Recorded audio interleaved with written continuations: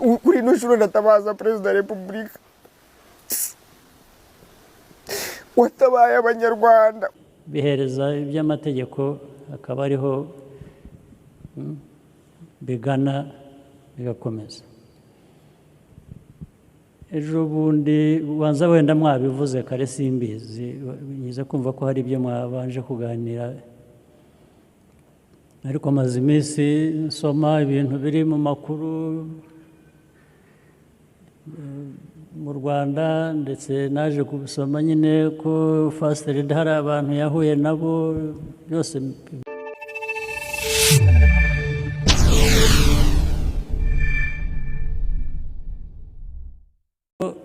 Mu byo dukora byose, mu byo dushaka kugeraho nk'igihugu, nk'abantu, tugendera ku mategeko. Turi igihugu gikwiriye kuba kandi kigendera ku mategeko. Ubundi rero birafasha rero no muri ya mico bamaze kutubwira, ibi genda n'iki, biriya birimo abuse, birimo ibintu bibi cyane, no mu buryo usibye iyo iby'imico byananiranye, bihereza iby'amategeko akaba ariho bigana bigakomeza. Ejo bundi ubanza wenda mwabivuze kare simbizi, nyiza kumva ko hari ibyo mwabanje kuganira, ariko maze iminsi nsoma ibintu biri mu makuru mu Rwanda, ndetse naje kubisoma nyine ko First Lady hari abantu yahuye nabo byose bibona mu binyamakuru. Abuse kugira ngo ishoboke nk'iriya, in fact bwa mbere nabanje kubimenya bivuye muri RIB, Rwanda Investigation Bureau. Hari umuntu wafashwe wafunzwe, njye najyaga mbona cyangwa se nabo ubwabo to abuse them, bikaba mu gihugu cyacu bikatubamo, bamwe bagomba kuba abantu babizi bagaceceka ntihagire ugira icyo abivugaho, abandi ntibabizi. Ubu ni ukuvuga ngo muri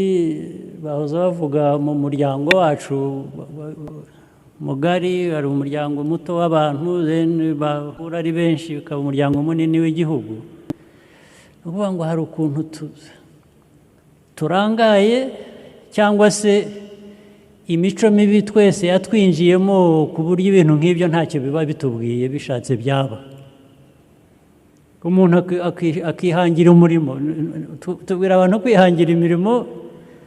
bagahanga n'indi, ubwo abantu bakihangira umurimo, to abuse people, gucuruza abantu. Erega reports ndazibona iteka no muri polisi, usibye gucuruza bijyanye muri iyo nzira navugaga, umubare w'abantu bafatwa, bahagarikwa, correspondence ziriho hagati y'u Rwanda n'ibindi bihugu by'abantu babaye smuggled bagatwarwa hanze bakabagurisha, China, Oman, muri iriya region ya Gulf region, hehe. Hari abanyarwanda benshi bagenda, cyane cyane baba ari abakobwa ariko n'abahungu barimo. Rimwe tukazajya tukabona polisi ikabona amakuru ko abantu bari mu gihugu runaka, hari umuntu wabonye uko atuma, aramubwira ati turaha, turi abakobwa 12 twaje dutya, nimudutabare. Uko yagiye ntawe ubizi, ariko bagezeyo nyine asanga ibyasanzeyo, bamwe babagize nk'abacakara, ibintu bya slaves, bakaba slaves, abandi bakabakoresha nk'iki, ntabwo babarongora ngo babagize abagore mu miryango yabo, ariko n'abantu bari aho bakababyuzinga gusa, akaba ari icyo babereyeho b'abanyarwanda. Ni ibintu byinshi rero ibi bigenda byandikwa, hari kesi, hari byinshi bimaze kugaragara ko biriho. nka buriya ariko reka mbihine hari uburyo bubiri rero abantu bakwiye kubirwanya cya mbere hari amategeko umuntu wabaye abused umuntu uhohoterwa umerewe nabi akwiye gutinyuka akabivuga akareba aho abigeza kugira ngo atabarwe cyangwa amategeko agire uko amurenganura ubwo ni bimwe simbona impamvu abantu batinya kwirenganura bitabira inzego cyangwa keretse niba batinya kujya mu nzego cyangwa inzego zacu bavuga bati ariko se uraregera nde uraregera nawe umeze atyo icyo muzakirinde aho abantu bashobora gutinya kugira uwo bagana ngo bamubwire kurenganurwa kubera ko bazi ko nawe ari uko ameze cyangwa ntacyo yakora kurenganura umuntu icyo cyaba ari ikintu gikomeye icyo ni kimwe icya kabiri abantu ku giti cyabo baba abused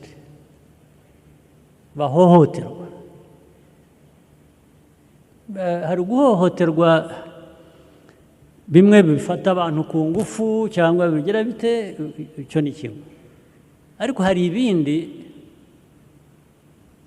bashukisha abantu gusa nk'uriya musore navugaga umugabo nabonye uri mu ribu kwanza kiriya kintu cyitwa organization ireba uburanga bw'abantu hazavamo cyabayeho giti ntikigira amategeko akira ntikigira abagikurikirana ariko umuntu yihangiye umurimo ashyiraho agahuza abakobwa akabashukisha utuntu akaba mbere y'uko abacuruza akabanza we ubwe akabakoresha ibyo bakoresha abo bana bacu nabo usibye ko nabo bakwiriye kugira imico yo kubyanga bakaba babyirinda bakaba bagira n'uwo babibwira nk'uko uwo wundi yamenyekanye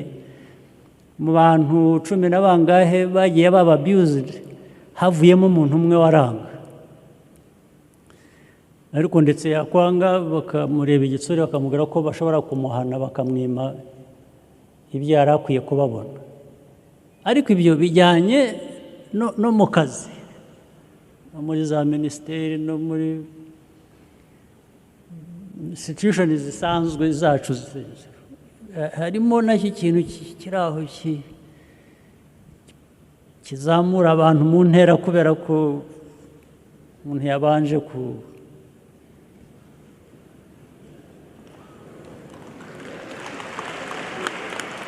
ubwo murabyumva ntabwo nirwa mvuga birenze ibyo abantu bari mu gisirikare ukazamurwa mu ntera kubera ko hari abo hejuru ugomba gufata neza it's really bad ni ibintu bibi cyane cyangwa muri za minisiteri cyangwa hehe ibyo bintu mubyirinde ni imico mibi gusa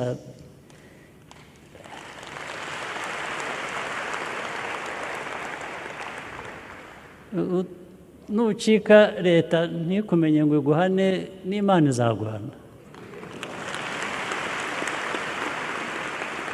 ariko dushake uburyo twajya tubimenya kugira ngo ibiducika bibe bike ibitaducitse tubihane rwose kuko si umuco nyarwanda si umuco w'abantu hanyuma rero niho havamo bya bindi ugasanga nyine nko kuvuga guteza imbere umunyarwandakazi n'iki ni right ni uburenganzira ntabwo ari ibintu dukwiye gushimira abagabo ntabwo ari byo dukwiriye gushimira abagabo ngo nahoze numva ngo umugabo akagira atya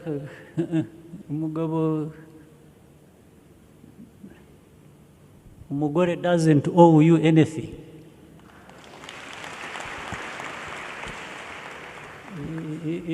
If anything, you owe each other. The first thing is you owe each other respect.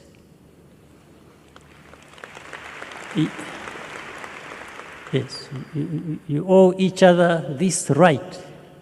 Ntabwo umugore no mu rugo cyangwa no hanze ataranarongorwa cyangwa icyo akiri umukobwa hanze, uburenganzira bwe n'ubwe ntabwo abukesha umugabo. Ntabwo bibaho. Ibisigaye bikaba ku bana, kuzuzanya, hanyuma uriya amategeko y'umuryango n'indi mibanire bikubahirizwa. Nicyo nagira ngo ntaza kwibagirwa kukivuga, ariko kandi bireke kuba mu magambo gusa, tureke kubivuga gusa, bijya no mu bikorwa. Akanyuma nanone bisa no kuvuga no gusubiramo, ndashaka ngo none ugiye kuba nk'ubwa gatatu mbwira abantu mu mashuri. Minisita mu byatubwiye w'uburezi hari ikintu atavuze, amashuri, ariko ubwo bigaragaza ko mu gihugu hose ariko bimeze, ariko n'ibyo navugaga bya mbere no mu mashuri birahari. Abarimu bigisha ariko noneho bakagira n'uburenganzira bwabo bigisha kubagira abantu babo, bakaba ndetse akaba yagutsindisha ikizame kubera ko utamutunganiye cyangwa cyane cyane bikorwa n'abagabo, abana b'abanyeshuri b'abakobwa bakabigwamo, cyangwa se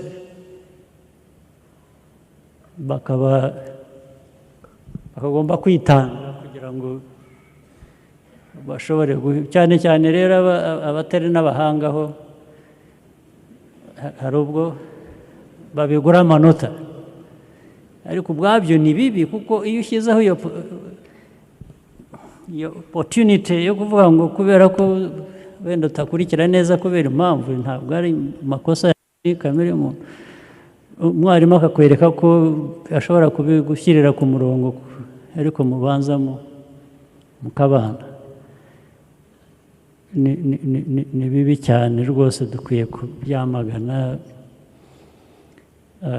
Ariko namwe rero mushyireho akanya, abakobwa, abari n'abagore, namwe mushyireho kanyu, mubanze mwivanemo gakumva ko you are right,